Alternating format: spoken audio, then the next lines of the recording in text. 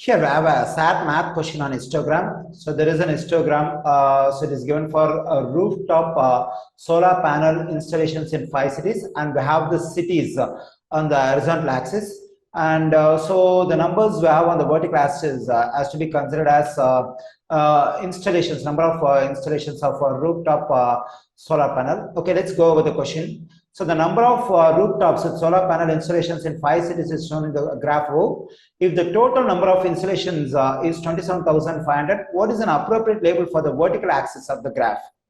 Okay, here the vertical axis we have 0, 1, 2, 3. So, but the information says the actual total number of installations is 27,500. Okay, so when I look at the bar graph over here in city A, 9 installations are there. So because the height is corresponding to the number 9. In city B, we have 5 installations, and in city C, we have 6 installations, and city D, we have 4 installations, and in city E, we have 3.5 installations. Okay, let's add them all. So 9 positive 5 will be 14 plus 6, 20, 24. So we get the total number of installation is 27.5 according to the bar graph. But the actual number of installations is 27,500. That's given in the information. So the actual number is 27,500. From the bar graph, we get the number of installations 27.5. So this 27.5 has to be multiplied by what number so that it will be equal to the actual number of installations. That's what we have to find.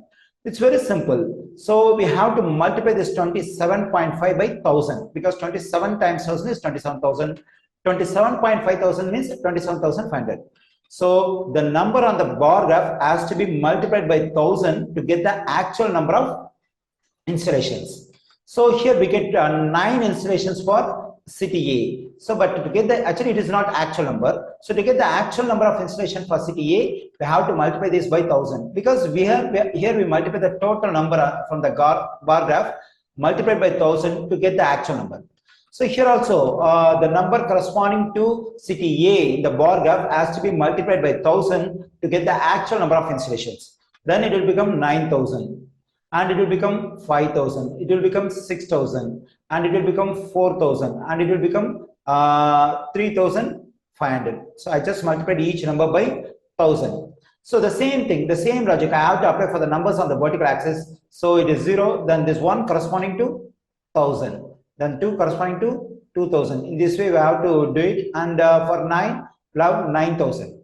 Okay, so appropriate label for the vertical axis of the graph is the number of installations in thousands. So the correct answer choice for this question is option C.